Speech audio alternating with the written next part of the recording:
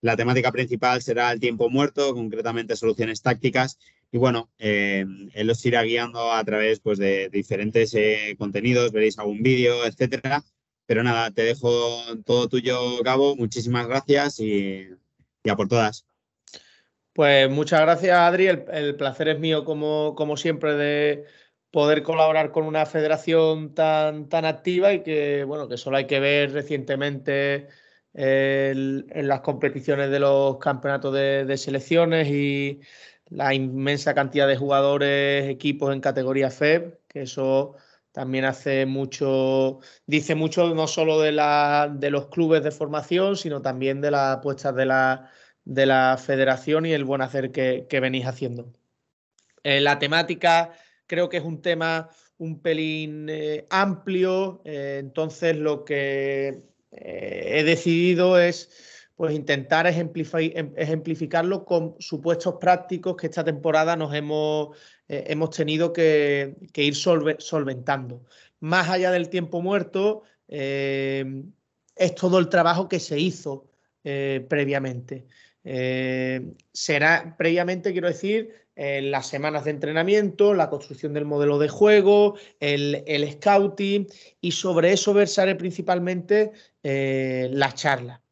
Hablaré de un tema, de un concepto que me parece interesante, que es la caja de jugar y caja de pensar, cómo hay diferentes tipos de entrenadores que planeamos los partidos de una forma u otra, pero que al final todas son válidas porque los auténticos protagonistas son los intérpretes. Y hay incluso entrenadores que defienden que no hay plan de partido que exista, que en deportes de tanta interacción y tan abierto, el plan de partido es simplemente un papel.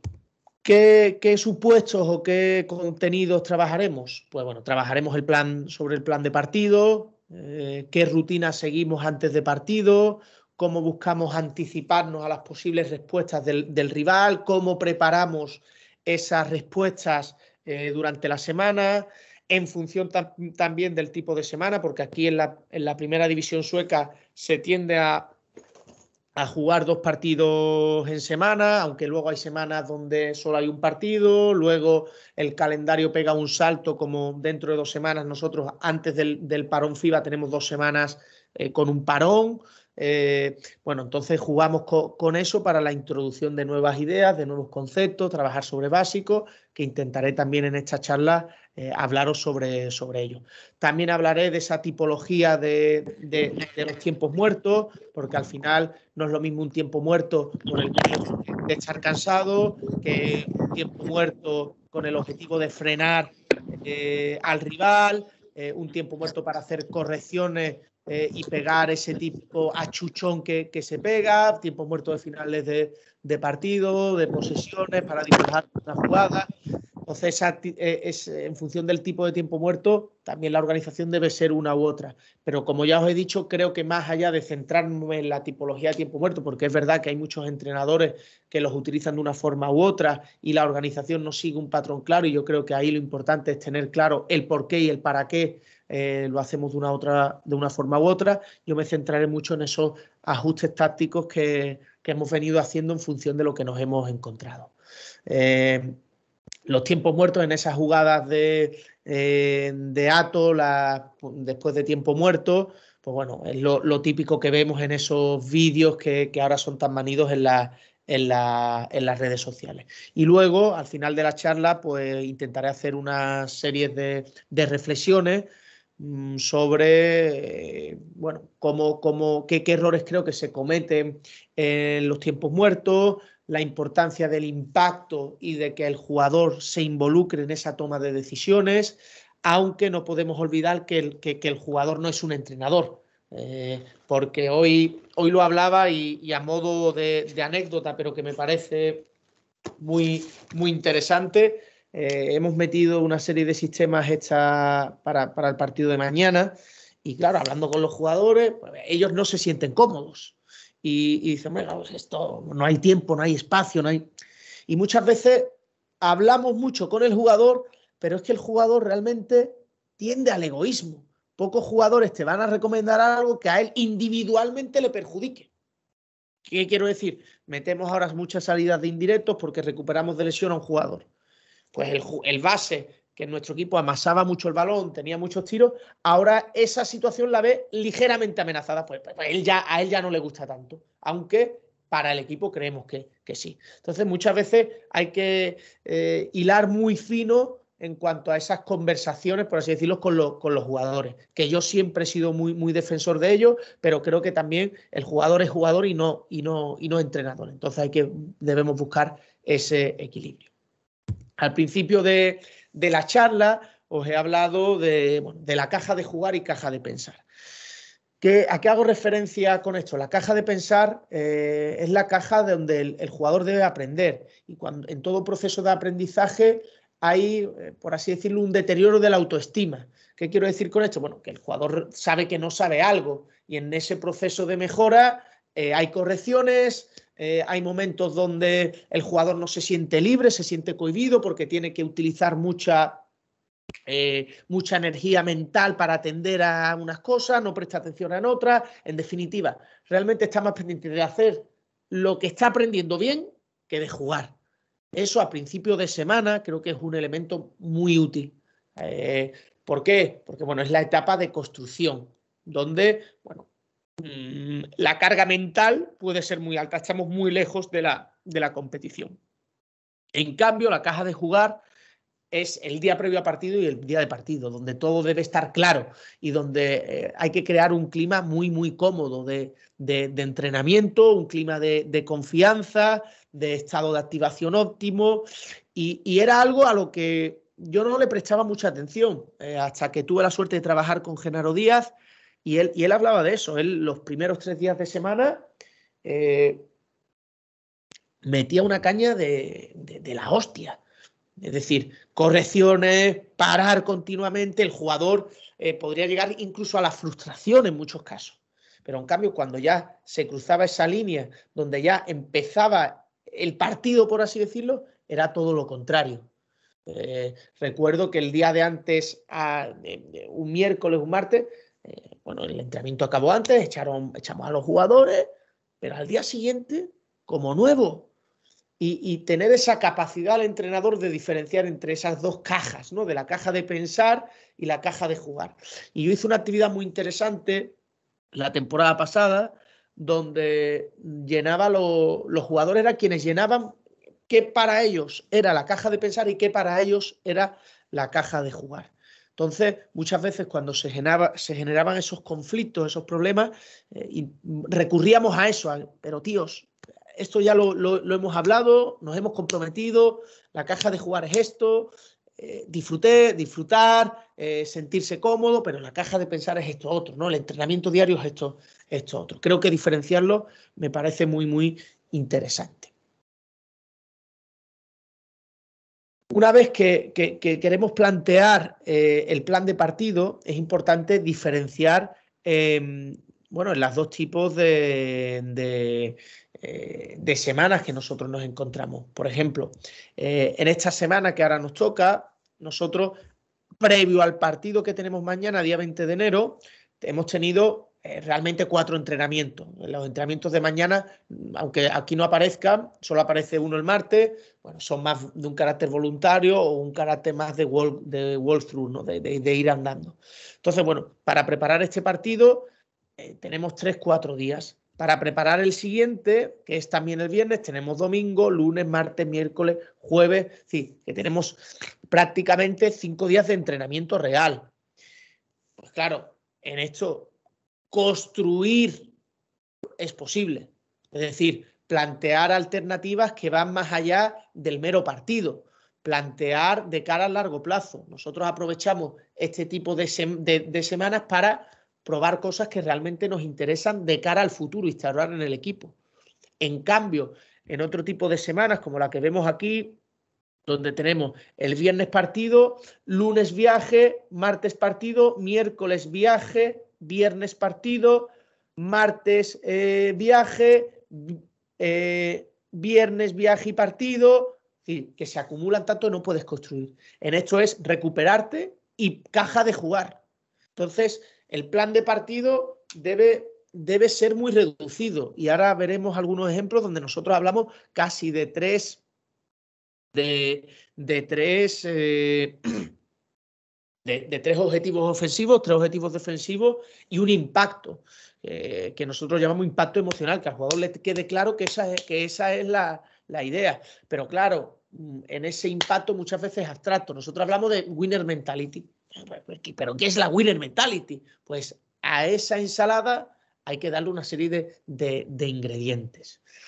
En cambio, esto es en un contexto profesional, pero en un contexto amateur o en un contexto más formativo, nosotros tenemos un segundo equipo, pues probablemente la semana, la preparación de partido, tenga unos objetivos que no son rendir, independientemente de cómo sea la semana, que es un objetivo siempre a largo plazo de construcción y de utilizar el scouting para esa mejora individual, focalizarlo, que obviamente nada se separa. Es decir, nosotros cuando preparamos en el primer equipo los partidos, obviamente también tenemos como un objetivo que mejore el jugador, pero en formación ese objetivo creemos que debe ser prioritario y la competición es un medio más, un instrumento más para ese desarrollo integral del deportista. Y entonces el plan de partido irá mucho más en consonancia con una serie de objetivos técnico-tácticos individuales, de mejora del modelo de juego, llamémoslo X, pero que no tienen como finalidad estrictamente el resultado. Nosotros, por ejemplo, en estas semanas que os digo, donde podemos construir, lunes y martes solemos hacer unos ejercicios que llamamos de shell defense. Los shell defense son ejercicios de hábitos defensivos, de unos contra unos, con detalles de manos, contacto de pecho, atacar balón y protegerme, cómo defendemos manos a manos, situaciones enlazadas, etc. Pero claro, eso en según qué semanas o conforme se acerca al partido no se puede trabajar o no lo solemos trabajar. Por ver, claro que se podrá. Porque hay que ir más a lo básico, a que quede claro qué queremos hacer, al menos en nuestro contexto. Nosotros también en esos días iniciales, donde a pesar de que el objetivo semanal siempre es el partido final, en esos días iniciales trabajamos mucho la comunicación, las terminaciones de los sistemas. Esas terminaciones de los sistemas nos permiten, bueno, pues adaptarnos continuamente. Cuando hablo de terminaciones de sistemas, nosotros, por ejemplo, hand script, pues es mano a mano más bloqueo directo. Hand elbow, pues mano a mano más codo. Bueno, pues en función de las moléculas, pues lo llamamos de una forma u otra. Y esas comunicaciones hacen que el jugador se comprometa con la toma de decisiones. ¿Qué queremos decir con esto? ¿Esto es plan de partido o no? Pues son hábitos, son identidad y probablemente también deban formar parte del plan de partido, porque dudo que un plan de partido sea eficaz si este se sale de la realidad de nuestro equipo. Podemos hacerlo puntualmente, podemos estar por encima de nuestra identidad porque para un partido hay mucha diferencia o queremos probar ciertas cosas. Pero a largo plazo, si continuamente estamos cambiando nuestros valores como equipo, perdemos toda credibilidad.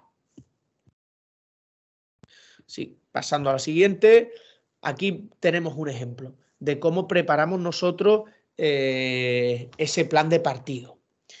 Nosotros vamos más allá del sistema.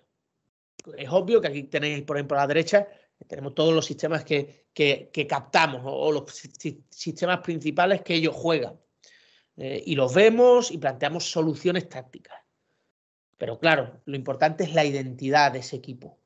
Es la identidad de ese equipo. Aquí vemos, por ejemplo, del partido de la semana pasada, teníamos como prioridad Ryan Logan, ¿no? Ryan Logan era un jugador que bueno, tiene una capacidad, haciendo un símil, aunque no le hace bien a Marc Gasol por la gran diferencia que hay, bueno, un tipo Marc Gasol, ¿no? Con una gran capacidad de pase.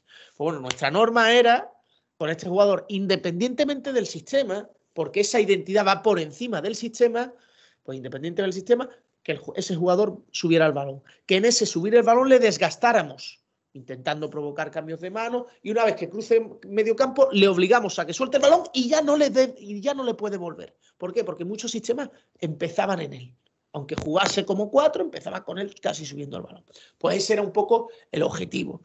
Luego, aquí vemos, tiene una gran capacidad para tirar, de movimiento sin balón, bueno, prioridades en función del scouting individual, de qué es lo que hace bien cada jugador y qué queremos evitar, sabiendo que algo entregaremos. Por ejemplo, hay otro base, ellos tenían un base que aquí no aparece porque no era de las prioridades, era un base sueco que tenía grandes dificultades para organizar el equipo, para subir el balón, etc. Sin embargo, nosotros decidimos, pues hostia, en cierto momento el que nos va a interesar que suba el balón es él para poner presión. La defensa del bloqueo directo, pues otra de las adaptaciones que hacemos en función del tipo de jugador. Esta semana, mañana tenemos el base del otro equipo, es un base que tiene una capacidad enorme para generar. Pues nuestro objetivo en el bloqueo directo va a ser llevarlo a que juegue situaciones de 2x2. Que juegue situaciones de 2x2. Entonces, el resto de jugadores están fintando mucho, pero no permitiendo que genere. No permitiendo que genere. En cambio, hay otro jugador que es un gran finalizador, pues, pero no pasa. Pues con él podemos hacer defensa a muro. ¿Qué quiero decir con defensa a muro? Pues bueno, que las ayuda mucho más prolongadas. E invitamos a hacer cosas con las que no se sienten cómodos. Otro ejemplo de plan de partido que hicimos en función más del scouting individual que de sistemas. Aquí, por ejemplo, cross matches. Cada vez se habla más de que realmente no existen las posiciones y yo estoy muy de acuerdo con eso. Cada vez existen menos las posiciones en el juego actual. Lo que existen es roles, o lo que existen son habilidades, o lo que existen son posibilidades de acción. Entonces, detectando eso en un partido, pues nosotros decidimos hacer crossmatch, es decir, que nuestro 5 defendiera al 3 porque el 3 no era tirador y nuestro 3 defendiera al 5 porque el 5 era tirador. ¿Qué conseguíamos con eso? Bueno, pues que el 3 intentase salirse fuera, cosa que no le beneficiaba porque él juega muy bien de espaldas a aro, y que el 5 en vez de tirar de 3 jugase el poste bajo. ¿Cómo lo solventábamos? Bueno, pues caíamos, por ejemplo, a zonas y buscaban el pase al 5, intentando hacer front y a zona. Salió bien ese día, pero en cambio otro día no, y era el mismo plan de partido. Este tipo de cross-match, de ese juego por no posiciones o juego por roles, cada vez se ve más en los equipos de Euroliga, donde juegan a partir de un bloqueo directo temprano en cabecera. Entonces el 3 suele coger al base, lo que puede facilitar cambios en defensa desde el principio. Porque hay muchos equipos que juegan muy automáticos y al jugar ese automático no leen que hay una ventaja temprana. Pues bueno, al final el baloncesto, por suerte, está avanzando. Creo que gracias a entrenadores, pero sobre todo a los jugadores. Y hoy hablaba con un entrenador y me fue claro, ¿no? Ayer compartí algunas ideas de Xavi Pascual y Xavi Pascual decía que, bueno, todo el mundo pensábamos que Xavi Pascual era un entrenador control, pero Xavi Pascual lo ganó todo de la mano de Pete Michael y de la mano de Juan Carlos Navarro. Probablemente Juan Carlos Navarro era de todo menos un jugador control. Era un jugador que estaba por encima de la norma. Para que veamos esas incongruencias muchas veces en las que, por así decirlo, caemos. ¿Cuál es nuestro plan de partido habitualmente? Bueno, nosotros hablamos de 3 objetivos ofensivos y de 3 objetivos defensivos. En esos objetivos defensivos muchas veces son muy ambiguos, objetivos ofensivos y defensivos son muy ambiguos y necesitamos de esos ingredientes, de esa objetividad. Por ejemplo, ¿qué es el contacto? Pues hostia, el contacto, bueno, que no nos piten faltas en ataque por hacer bloqueos en movimiento, que haya algunas ventajas generadas por nuestro tirador, para nuestro tirador, en la defensa de indirectos, por ejemplo. Nosotros hablamos de la mentalidad ganadora y a veces preguntamos, ¿qué es mentalidad ganadora? Pues, ¿habéis jugado con mentalidad ganadora o habéis jugado a perder el partido? ¿Qué quiero decir con eso? El jugador va a decir, mentalidad ganadora. Hostia, pues mentalidad ganadora es romper el tiempo de juego. Y muchas veces creen que han jugado con mentalidad ganadora y han recortado en todos los bloqueos. Pues a lo mejor eso no es mentalidad ganadora. Y de ahí la importancia de hacerle partícipe al jugador y que haya objetividad. ¿Qué es importante dentro de ese plan de partido?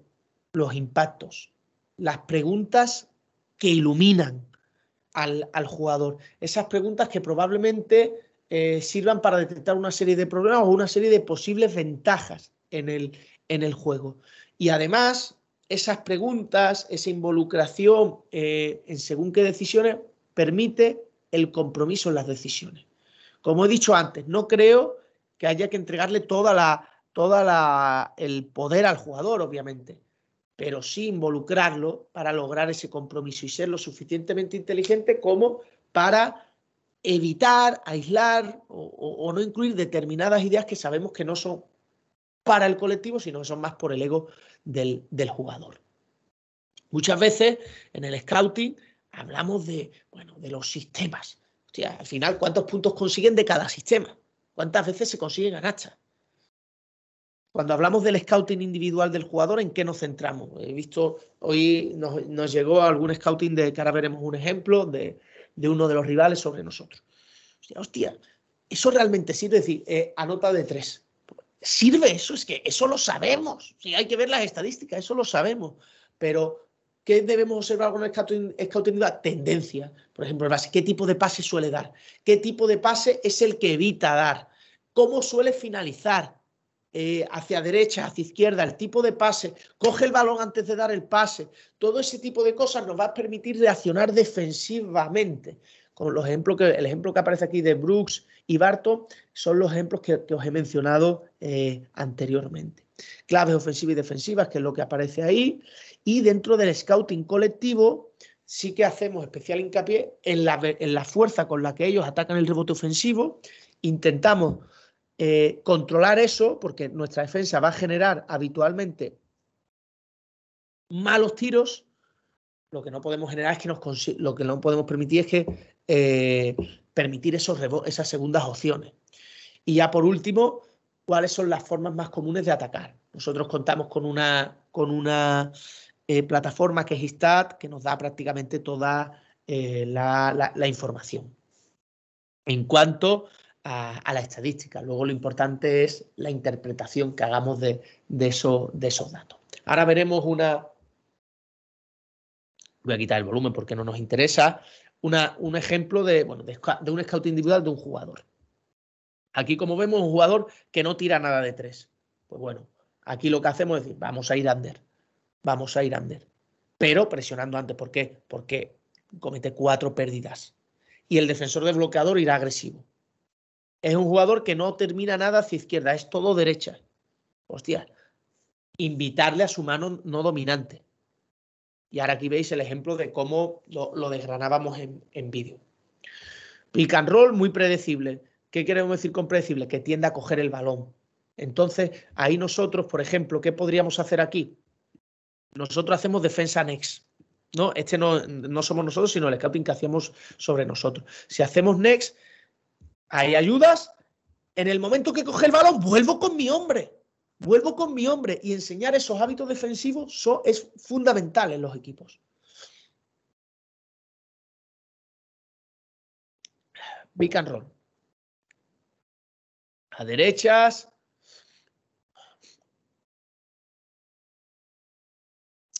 No tiene tanta capacidad para frenarse o dominar los espacios intermedios. Y es un poco como este vídeo que ahora veréis, habitualmente lo hacemos el mismo día de partido, también debe generar confianza al jugador.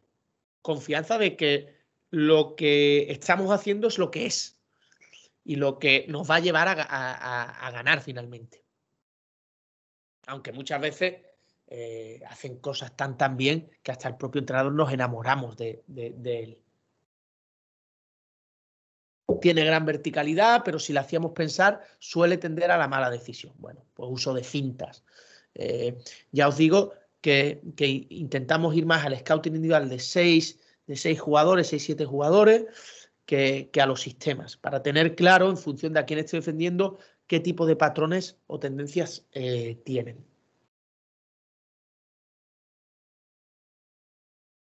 ¿Qué adaptaciones hemos tenido que hacer frente esta temporada? Ahora veremos también algunos ejemplos. Bueno, contracambio. El cambio defensivo en una liga como la sueca es muy habitual porque, bueno, los equipos son muy físicos. Los jugadores son muy físicos y lo mismo puedes defender a un 1 que al 5, porque aquí se tienen 4 americanos que son muy atléticos. Entonces, bueno, tienden a cambiar. Nosotros para el cambio hemos utilizado numerosas formas y creo que son muy habituales. La del boomerang, pasar y pasar de vuelta, buscar el mismo interior de forma directa, jugar un high-low, situaciones de mano a mano, de cambios de ángulos de bloqueo. Ahora veremos un ejemplo. Pero tenemos a cada forma un concepto, un apellido, y ellos lo pueden nombrar. Aunque sí que es verdad que en función del partido priorizamos una forma u otra. Por ejemplo, ante rivales que tienen un defensor claramente beneficiable para nosotros, es decir, que es muy mal defensor, que es un agujero, y sabemos que van a cambiar, lo que buscamos son situaciones de early switch, de cambio rápido. Contra cross match, hay muchas situaciones que nos han hecho a nosotros lo que os explicaba antes del cross match, de que su 4 o 5 defendía a nuestro 3 porque no era tirador, entonces permitía colapsar con él. Buscábamos el juego sin balón, sistemas específicos para ese jugador, el indirecto, mano a mano, el uso de jugar detrás de la defensa, línea de fondo. Bueno, diferentes alternativas o respuestas que ayuden al jugador, porque el jugador lo que espera es eso, nuestra ayuda. Y todo esto se trabaja. Y puntualmente en el partido, en esos tiempos muertos de los que decíamos, lo hablamos y lo podemos corregir. Pero antes debe haber un trabajo, ya lo decía Jaume Ponsarnau. Nada de lo que no he trabajado lo pongo en el partido. Defensas agresivas en bloqueo directo, bueno, el slip, short roll, cambios de ángulo de bloqueo, que lo llamamos chin, atacar el lado abierto, juego sin balón, usar un indirecto para la salida más liberada del bloqueador, sistemas específicos con mucho dinamismo, defensa next, que es ayudar con el siguiente jugador. Bueno, le atacamos con juego sin balón, cortes por línea de fondo, aislar al tirador. Top block cuando te niegan ese bloqueo indirecto, optamos por las dobles salidas, cambio de ángulo de bloqueo, jugar el bloqueo indirecto ciego, invertir el bloqueo indirecto, más seguir. Bueno, ahora veremos nosotros el ejemplo de top block que utilizamos el otro día. Contrazona, conceptos, juego libre o sistemas, bueno, en función de las características del rival que afrontaremos. Pero claro, todo esto se debe practicar antes. Muchos de estos conceptos. Cuando tenemos mucho tiempo, incluimos cosas o trabajamos de una forma general, es decir, muchas cosas diferentes. ¿Por qué? Porque igual que nosotros nos preparamos para según qué cosa y buscamos trampear, el rival también va a buscar trampear. Entonces, nosotros, aunque nos estemos preparando para una defensa de cambio, a lo mejor sorprenden puntualmente con un 2 contra 1 y nos sorprende en ese momento. Pero si nosotros tenemos un bagaje anterior del día a día, en el momento que en el partido paremos tiempo muerto, podemos meter esa solución que ya hemos trabajado y eso le va a dar seguridad al jugador. Y esa seguridad, en definitiva, es la caja de jugar que hablábamos antes. Bueno, por ejemplo, vamos a ver ahora, yo creo que esto ya es lo más divertido, veremos una serie de ejemplos, ¿no? Ejemplos cortos antes de reflexiones sobre el tiempo muerto. Por ejemplo, defensa top block. Nos defienden top block, ahora veréis jugador a este jugador, ¿no? Jugador esquina, este es el foco del sistema. Nosotros teníamos claro que nos iban a defender top block.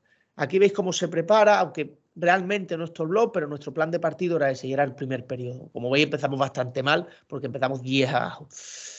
Bueno, punto 1, cambio de ángulo de bloqueo. Esta situación es para un pin down y veis cómo ha cambiado el ángulo de bloqueo. Fijaros cómo el bloqueo es hacia línea de fondo, porque a lo que invita es a recortar. Invitaríamos aquí a recortar. ¿Por qué? Porque el segundo bloqueo es alto y habría mucho espacio hacia fondo. Pero ofrecemos ese cambio de ángulo de bloqueo y las dobles salidas. Y aquí veis cómo genera una pequeña ventaja y puede atacar.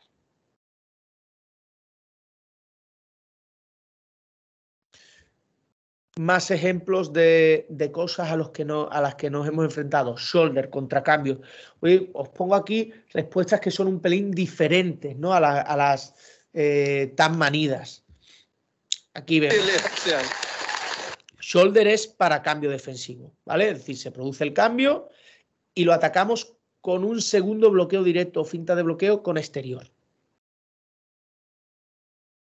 Aquí vemos, el jugador marca, va a haber cambio, quedan 8 segundos de posesión. Hace shoulder. Shoulder es jugadores, todos los jugadores a esquina menos tirador, que en este caso tenemos a 2 tiradores, pero el 6 será el que vaya. Vemos que aquí el jugador en 45 grados contrario comete un error de spacing. Pero veis cómo se produce el cambio y aquí en un momento dado se produce una miscommunication. ¿Por qué? Porque el defensor del pequeño quiere parar esa penetración. Entonces hay dudas, se generan dudas. Los Warriors eran muy típicos en ese slip de pick también. A veces lo hacemos para castigar con otro cambio con un defensor más débil. Aquí veis que si este jugador se hubiera ido a esquina, todo el espacio que habría para tirador. Aún así conseguimos el tiro.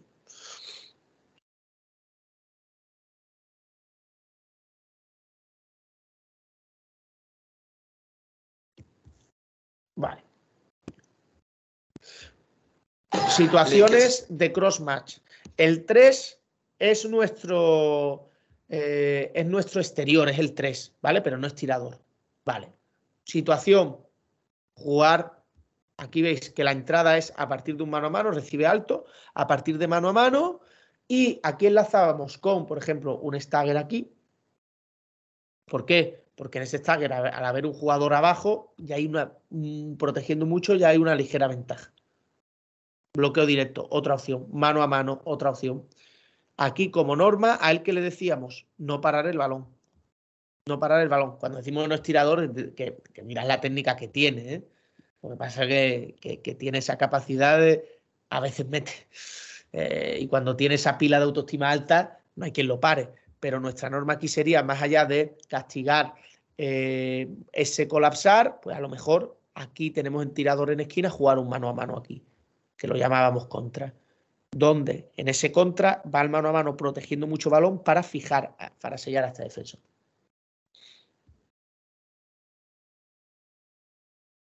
Vale. Más ejemplos.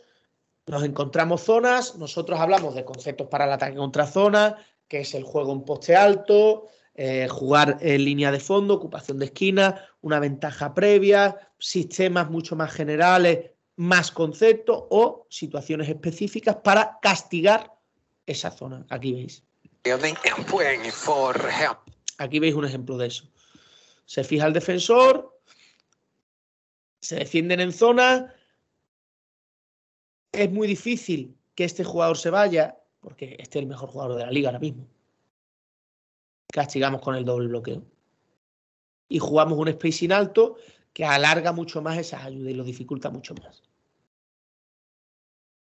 ¿Veis? Bueno, ¿qué resultado tiene esto? Pues que probablemente no vuelvan a hacer zona. Esta es una jugada post tiempo muerto, de inicio de periodo. Pero ya la sabíamos, ya la habíamos trabajado. Y no específicamente en este partido, por ejemplo. Porque no creíamos que nos iban a hacer zonas. Pero todo el trabajo previo ya nos permite que en ese tiempo muerto o en ese tiempo entre periodos podamos utilizar una solución táctica. Otro ejemplo de colapsan con un defensor. Juego sin balón. Ahora lo veréis. El defensor del 3 es totalmente, es decir, dejándole todo. Desde el principio, ¿veis? Es un lap muy largo, muy largo. Juego sin balón. Jugar a la espalda.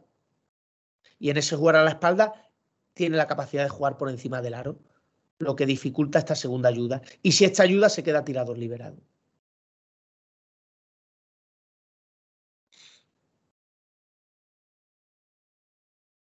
Defensa next, que es la defensa con el siguiente jugador. Bueno, ¿cómo la solucionamos? Con corte. La norma habitualmente es corte de jugador de línea de fondo, para que este jugador, cuando esta ayuda, tenga el corte liberado o el bloqueo a este jugador, el autobloqueo a este jugador. Sin embargo, nosotros ya empezamos a incluir, como siempre colapsaban con el defensor del no tirador, empezamos a incluir el corte de ese no tirador, siempre. Aquí veis, defensa next, con este jugador. Aquí ya podríamos haber cortado liberando este espacio, pero mirad el timing. Alargamos las ayudas. Hay 2 contra 1 aquí, 2 contra 1 aquí. Este jugador clave en el spacing, ganarse 1 contra 1, no estar detrás del defensor.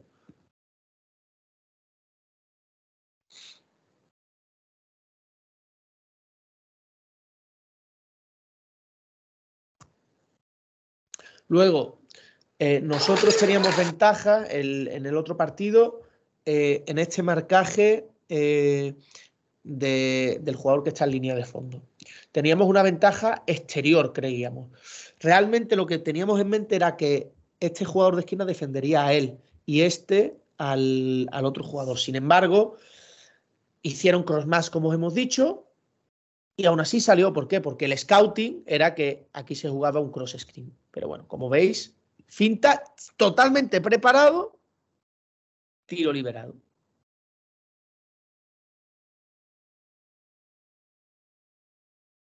Bueno, sorprender un pelín en función también de qué marcaje queremos castigar o mejorar el sistema a través de predecir cómo nos van a defender este sistema para mejorarlo.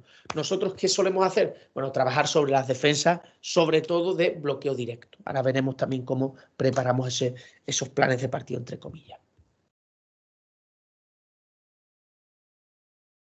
Usos de tiempos muertos en partido. Antes de partido, nosotros el día de partido hacemos un vídeo de 10 minutos del scouting individual. Scouting individual. Como los 6, 7 u 8 vídeos de los jugadores principales, como el que habéis visto arriba. Para que queden claras las intenciones. Pero durante la semana ya lo estamos trabajando. Durante la semana, disculpad, tengo que poner a cargar el portátil, las cosas del directo. Como os hemos dicho, para buscar esas intenciones del jugador y estudiar sus tendencias. Esa charla prepartido, además, es una charla que nos debe permitir recordar simplemente. ¿Por qué? Porque, como os he dicho antes, ya estamos en la caja de jugar. Ya estaríamos en esa caja de jugar, donde lo que hay que generar es confianza, lo que hay que generar son impactos significativos, pero estos deben ser positivos. Esa pregunta que ilumina ya se ha hecho anteriormente, no se hace el día de partido. Igual que no se hacen cambios o preguntas de a qué creemos que nos pueden defender tal cual, si no se ha preparado con anterioridad. Antes del inicio del partido, en esos 3 minutos antes de que empiece el partido, dibujamos 3 jugadas. 3 jugadas que son separadas de nuestro playbook, diferentes a nuestro playbook. ¿Por qué? ¿Qué queremos ver? ¿Cómo nos van a empezar a defender el bloqueo directo? Entonces hacemos una jugada de bloqueo directo. ¿Cómo nos defenderán los indirectos? Y también castigar según qué marcajes o dónde creemos que vamos a tener ventaja. O cómo anticipamos que nos van a defender. ¿Qué pasó con esto? Que al incluir esas 3 jugadas, lo que nos hizo era que muchas veces se pudiera correr y decidiéramos no correr. ¿Por qué? Porque había que marcar la jugada. Entonces ya, a pesar de que la seguimos marcando, ya no las hace. Ya, si se puede correr, tiene prioridad correr. Tiene prioridad correr. ¿Cuándo trabajamos estas 3 jugadas? El día anterior al partido, donde en el último 5x5 las probamos para ver el timing. Y el día de partido, en 5x0, en ese tipo walkthrough. ¿Qué hacemos también? Bueno, llamar de diferentes formas a determinadas jugadas. Por ejemplo, nosotros para las jugadas de fondo tenemos señales. Una señal puede ser 3. 3 es una salida para el 2. Vale, pues ese día decimos todas las jugadas de fondo van a ser 3, pero las vais a llamar primero new, después original y después flow, por decir algo. Aunque es la misma jugada. ¿Para qué? Bueno, para intentar engañar con un poco eso o mostrar. Al inicio de partido nosotros hemos hecho mucho empezar con una zona. O cuando el otro entrenador pide el tiempo muerto, nosotros plantear otro tipo de alternativa defensiva que le destroce ese tiempo muerto en función de para qué creemos que lo ha pedido. ¿Qué es importante en esto de los tiempos muertos? No regalarlos. No regalar tiempos muertos.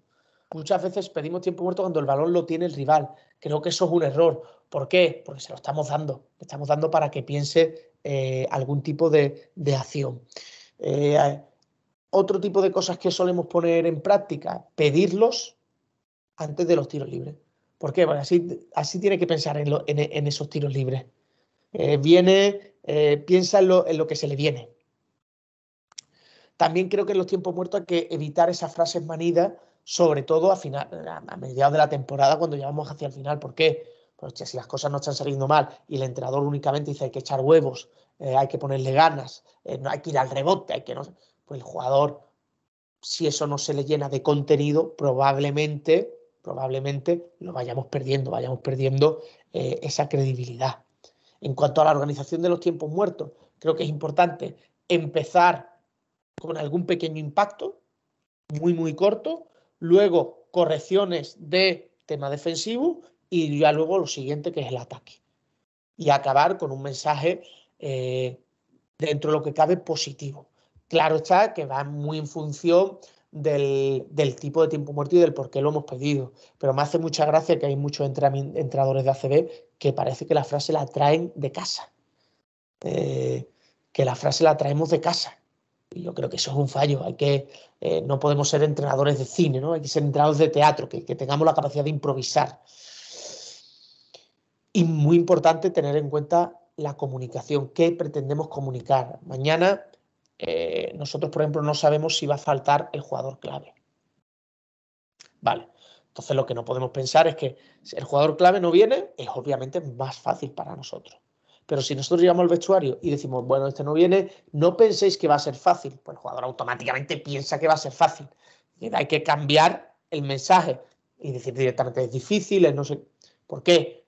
Porque nuestra mente hace dibujos y nos predispone a la actividad de una forma u otra. El nivel de activación es mayor o menor en función también de cómo comunicamos. Sistemas, cosas de tiempo muerto, sistema de marcar una cosa y hacer otra. Al final aquí hacemos tres rondas, no ida y vuelta, hacemos ida, vuelta y un tercer partido con cada rival, pues ya se saben hasta nuestras señales. Pues a lo mejor marcar una cosa para hacer otra. Cuando el tiempo muerto es del rival, tendemos a buscar alguna sorpresa. Si lo han pedido por una tendencia de que las cosas no les van mal, intentamos asumir riesgo. Si es para parar, nosotros no queremos que nos corten el ritmo y es muy importante que la siguiente defensa sea buena. Intentamos que también sea proactiva para no bajar ese ritmo. Creo que debemos ser conocedores de nuestro contexto, observadores del contexto. Esto lo decía Johan Cruyff, me parece, o Juan Malillo, que el mejor entrenador es porque ha aprendido de sus jugadores. Yo creo que aplicado a esto, el mejor entrenador es el que mejor conoce la liga y el que mejor conoce cuándo van a hacer según qué cosas los entrenadores. ¿Qué quiero decir con esto? O sea, muchos entrenadores que después de tiempo muerto siempre te van a plantar una zona, anticípate a eso. Que después de tiempo muerto van a ir sobre seguro al balón a tal jugador, para evitar que le llegue. Bueno, conocer ese tipo de cosas. Al inicio de periodo, sistemas de puertas atrás. ¿Por qué? Porque es cuando más presión a balón o presión sobre las líneas de pase tienen los rivales. Aito era muy típico plantear una zona, anticiparte a esa zona cuando sabes que la puede plantear. Importante este punto de involucrar en la toma de decisiones sabiendo que los jugadores esperan que nosotros les ayudemos, que les acompañemos, que les demos respuesta. Habrá diferentes tipos de tiempos muertos, pero no creo en esos mensajes grandilocuentes. Creo que los mensajes grandilocuentes o del miedo tienen corto recorrido.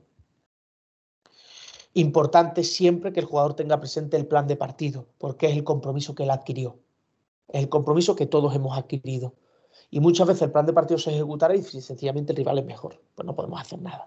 O sencillamente el plan de partido es una equivocación. Ahí el entrenador lo debe asumir en primera persona, que él también, que nosotros también nos equivocamos. Que esos ajustes que hagamos durante el partido estén dentro de los objetivos del plan de partido, salvo que tengamos un plan B dentro del plan de partido y sean conocidos. No planteamos respuestas milagrosas que puntualmente pueden salir bien y todos las hemos hecho en algún momento, pero no debe ser una tendencia habitual. Aquí vemos, por ejemplo, situación típica de tiempo muerto, que si alguien quisiera, solo tenéis que Tengo también, lo que pasa que es muy largo, un vídeo de situaciones de tiempo muerto, pero creía que era más interesante ver contextos o situaciones más reales a las que nos hemos enfrentado. Pero tengo, bueno, un montaje de unos 20 minutos con situaciones tras tiempo muerto, que si alguien lo quisiera, no tiene más que decirme y se lo envío, ¿vale? Por cualquier red social o al móvil. Aquí veis situaciones de datos, queda 1 minuto 28, importante controlar los tiempos. ¿Qué es controlar los tiempos? Perdemos un tiempo muerto en la segunda parte si no lo pedimos antes de que queden 2 minutos. Controlar ese tipo de cosas. El anular según qué tiempo es muerto porque tú lo has pedido, ha pasado otra opción y se te olvida. Importante ese tipo de pequeños detalles. Menos de 2 minutos, queremos una ganacha rápida, pues bueno, sacar desde campo ofensivo. Aquí vemos el sistema que hicimos en el anterior partido. Nos salió, pero no. Era una acción que me gustaba, que se la vimos al Barça. Balón interior. Y aquí vemos, corte rápido, tirador viene y en vez de jugar el mano a mano por arriba, lo juega a la espalda del defensor, dejando mucho espacio hacia el fondo. Debería haber sido falta que hasta el defensor levanta la mano, pero no la pito. Pero bueno, hay infinidad de movimientos y creo que es más interesante habernos centrado en lo que nos hemos centrado. Creo que es fundamental no hacer aquello que no se ha entrenado. Se lo escuché también a Ponsarnau y lo trabajamos mucho con Genaro Díaz en Clavijo, que son las terminaciones de sistema. Es decir, trabajar sobre todo en esos finales de los sistemas. Por ejemplo, un sistema acaba en bloqueo directo, un sistema acaba en bloqueo directo más indirecto, un sistema, la forma que sea. Trabajar eso, ¿por qué? Porque si trabajas eso, luego va a ser más fácil en momentos puntuales incluir según qué cosas y no le suenen a nuevo, no le suenen a desconocido. Que el scouting individual que el scouting, que la preparación de partido también tenga en cuenta la mejora individual del jugador. Desde el sistema, desde el scouting, táctica individual, desde la técnica individual. ¿Qué quiero decir con esto? Obviamente en función del nivel, pero en formación es clave encontrar fórmulas para trabajar según qué detalles que nosotros estamos dando. Pase por encima de la cabeza, pues encontrar situaciones donde pueda favorecerse e incluso exagerarse. Detalles que también debemos tener en cuenta a la hora de hacer el scouting y que a veces se nos olvida incluir. ¿Cómo roban el balón? ¿Cómo fuerzan las pérdidas del rival? ¿Por qué? Porque esto nos puede permitir analizar tendencias que ellos trabajan en defensa y nos va a permitir probablemente anticipar posibles respuestas. En el scouting individual, fundamental tener en cuenta las fortalezas del jugador, qué es lo prioritario a evitar y cómo activar el plan C. ¿Qué es el plan C? Lo que viene a continuación. Es decir, un jugador habitualmente mete un triple, pero si puntualmente metió 7, no lo podemos tratar como un jugador que mete un triple. Entonces nosotros habitualmente ahí lo que hacemos es empezar con una línea más alta y luego en función de cómo va el partido la bajamos y hacemos otro tipo de tratamiento. Pero es importante. Y también importante tener en cuenta que a veces el equipo contrario parece que mete todo. ¿Qué hacemos en esas situaciones? ¿Qué herramientas tenemos para parar ese tipo de cosas? Para que en el tiempo muerto el jugador ya sepa, se espere qué podemos hacer, qué podemos plantear. Juego automático y juego de lectura. Esto me parece muy interesante. Hay equipos que juegan muy automatizado. ¿Qué quiere decir con esto? Que si tú les vas cambiando, ellos no reconocen ninguna ventaja. Pero juegan mucho mano a mano, mucho indirecto, hasta acabar en algo. Luego hay equipos que juegan de lectura y que intentan buscar diferentes ventajas en función de cómo te defiendan. Por eso buscar que jueguen automático. Bueno, pues en el juego automático lo que queremos es que jueguen por lectura, es decir, romperle en algún momento el timing. Y en el juego de lectura, pues que no haya ninguna lectura. Buscar cambios, pasar todo por abajo, ensuciarlo todo un pelín más. ¿Qué es fundamental? Que detrás de todo lo que planteemos haya unos valores, que es la identidad del equipo. Por muy importante que sea según qué partido, creo que la identidad del equipo está por encima. Y a largo plazo es el principal sustento de los equipos que tienen éxito. El buen entrenador, esta frase es de Óscar Cano, entrenador de fútbol, el buen entrenador consigue que sus equipos jueguen sin desnaturalizarlo. Es decir, nosotros debemos tener en cuenta qué jugadores tenemos y qué queremos construir. Y dentro de qué jugadores tenemos, nosotros podemos tener claramente una serie de sistemas, de ideas de juego, pero que se deben adaptar al jugador y el jugador debe poder expresarse libremente. Las preguntas que iluminen, como os he dicho antes, ¿qué podemos hacer para que el jugador se encienda? Recuerdo una dinámica de equipo donde le preguntamos a los jugadores ¿cuántas veces habéis recortado en un bloqueo indirecto en este partido? 3, 4, no sé. Y al final le sacábamos 15. O sea, al final son preguntas que les ayudan a saber, decir, ¿vosotros habéis ido a ganar este partido? ¿Vosotros habéis ido con mentalidad ganadora? Y digan, sí, claro que sí, ¿cómo vamos a...? Vale. ¿Cuántas veces habéis perseguido? ¿Cuántas veces habéis roto el time? Y al final el vídeo no miente, y hay cosas que no mienten. Y a través de esa pregunta probablemente podamos activar el chip, podamos hacer algún tipo de impacto en el jugador. Entrenadores de cine versus entrenadores de teatro. Esta expresión me la dijo Genaro Díaz, ¿no? Que cada vez se ven más entrenadores de cine y menos de teatro. El entrenador de cine es aquel que sigue el guión. Sigue el guión preestablecido y no se sale de ahí. Pero el baloncesto, su espontaneidad, las interacciones necesitan de esos entrenadores de teatro. De esos entrenadores que tienen una gran capacidad para improvisar, para adaptarse, para ser flexibles. Y ya por último, siempre cuando planteamos un plan de partido, cuando planteamos unas ideas, cuando proponemos algún tipo de cambio, siempre debemos pensar qué es lo peor que puede pasar por hacer esto. Y una vez eso, se analizan los beneficios y posibles costes. Bueno, Gabo, yo sí que tengo una pregunta y es un poco en relación a lo que comentaba Luis. ¿Cómo lo adaptarías? ¿O crees que es posible, imagino que con las adaptaciones correspondientes, que lo mismo que se plantea, que has planteado, ¿no? Que a lo mejor, pues bueno, esta charla quizás está más orientada para más situaciones o para situaciones o para equipos más experimentados, ¿no? O con más nivel. ¿Crees que esto es posible planteárselo a partir de ese plan de partido en un cadete, en un infantil, en un mini? ¿Lo verías viable? ¿No lo verías viable? En mini a lo mejor es más complejo, pero en un infantil, un cadete, un junior, ¿esto partiría todo de ese plan de partido para poder plantearse también las situaciones tácticas en tiempos muertos o no? ¿O qué diferencia crees que existiría y si la existiría, si lo hubiese? Sí que creo que se pueden, pero claro, es como la competición. Muchas veces hay un debate muy manido que es, hombre, en formación la competición no debería, casi que no debería existir, mucha gente habla. Y yo creo que sí, igual que creo que la preparación de partidos en categorías formativas es muy importante, pero es el sentido que le damos a esa preparación de partido y el sentido que le damos a la propia competición.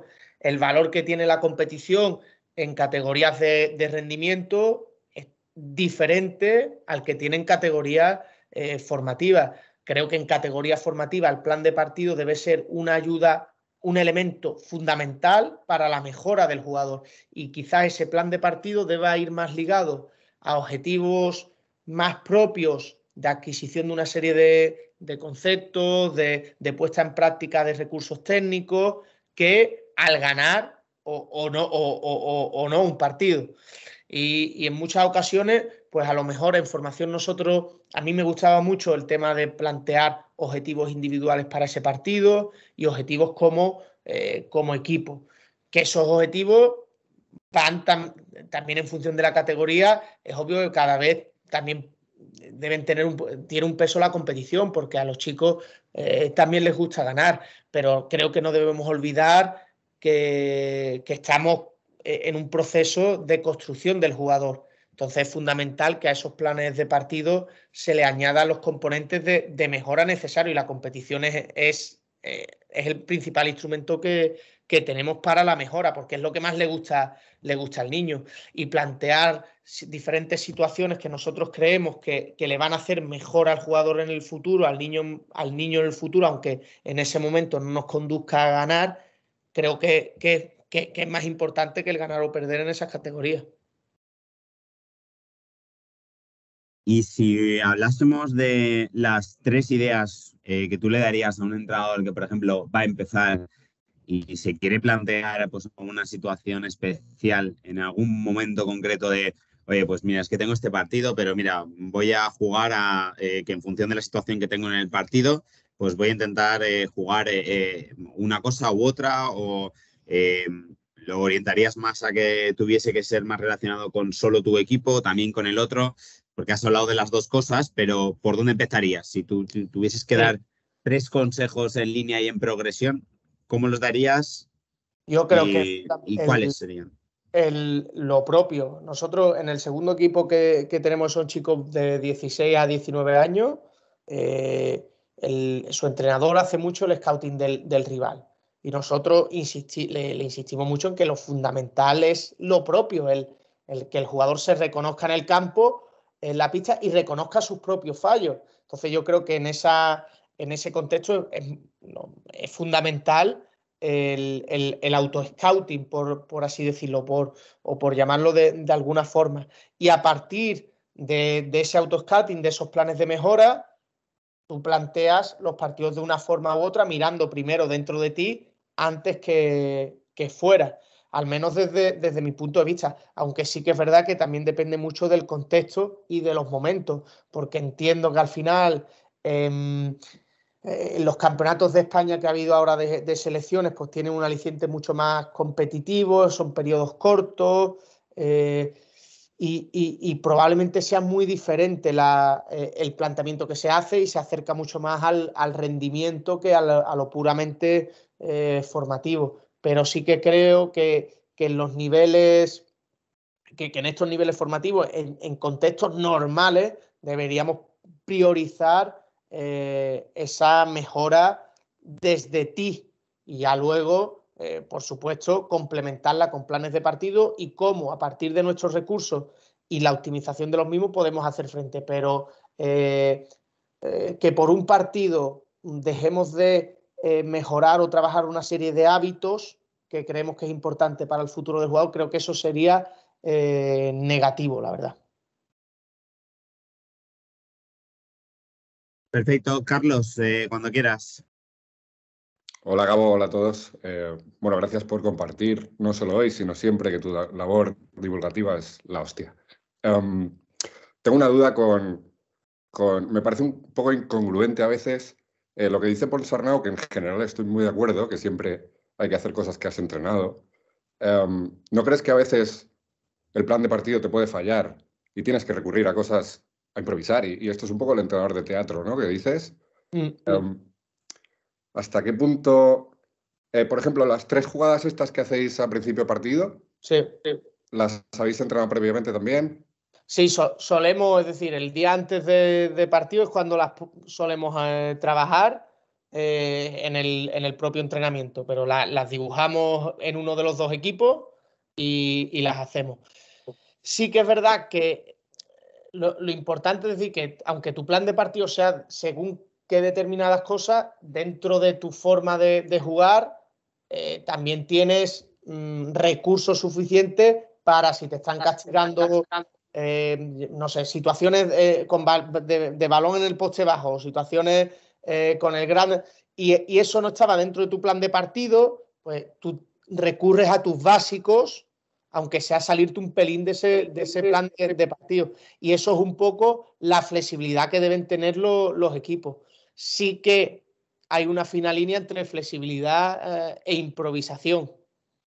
Y entiendo que equipos con muchísimo talento o jugadores o entrenadores tienen esa capacidad para improvisar. Pero hay que tener cuidado con eso porque el exceso de improvisación, cuando empieza a salir mal, deja de ser algo sobre lo que agarrarte. Pero bueno, al final es lo que tú dices, que entiendo, y esto se lo copio a Sampaoli, el entrenador ahora del Sevilla, que dice que hay entrenadores que planifican y lo controlan absolutamente todo y ganan. Hay entrenadores que hacen todo lo contrario y también ganan. Yo creo que esta forma es al menos con la que más cómodo me siento y con la que creo que puedo convencer un pelín más, pero entiendo que también hay otros que tienen ese olfato, esa capacidad que ojalá tuviera. Y, por ejemplo, todas las jugadas ATO que hacéis, ¿las habéis entrenado previamente? Habitualmente sí, aunque sí que es cierto, por ejemplo, la que sale en el vídeo que perdemos el balón en ese mano a mano. Nosotros a lo mejor lo que hemos trabajado es simplemente la terminación. Yeah. Y a lo mejor, no sé, la típica esta situación del Spanish pick and roll, a lo mejor no hemos trabajado todo lo anterior hasta llegar a esa situación, pero la terminación ya tiene una serie de automatismos. Bien, gracias. Gabo, te leo una última pregunta del chat para finalizar la formación de José Villar, que comenta, bueno, en primer lugar, muchísimas gracias por el clinic, y lanza una pregunta. En formación, atendiendo a nivel de competición, en caso de tener un tiempo muerto por parte, ¿qué harías en el siguiente caso? Ante un rival similar a tu nivel, pedir un tiempo muerto en un parcial que entra en una dinámica negativa o esperar un poco más por si necesitas el minuto más adelante. Sí, ahí yo siempre era del pensamiento de que en formación hay que intentar que los propios jugadores, que los niños y niñas resuelvan ese tipo de situaciones por sí mismos, o que en según qué momentos nosotros podamos acompañarles, y a lo mejor el tiempo muerto en esos parciales negativos lo que puede hacer es que al final nosotros le demos la solución. Pero sí que cada vez creo que al final los jugadores, independientemente de la edad, esperan de nosotros ese acompañamiento guiado. Entonces, a lo mejor el tiempo muerto no es tanto el planteamiento de una situación específica, como a lo mejor el planteamiento de una serie de, por ejemplo, lo que decíamos antes, de preguntas para que los jugadores, los niños vuelvan a tener esa confianza. No sé, ahora a un chaval decir, bueno, ¿cuál es tu fortaleza? Bueno, las entradas a canasta. Pues, hostia, pues va que los jugadores empiezan a tomar conciencia de sus fortalezas, a lo mejor en ese momento, y que sean ellos mismos los que lleguen. Es decir, que yo siempre era muy de que ellos mismos intenten solucionarlo, pero es que al final no se soluciona nada. Pero de la otra forma, acompañando un pelín más, puede que sí.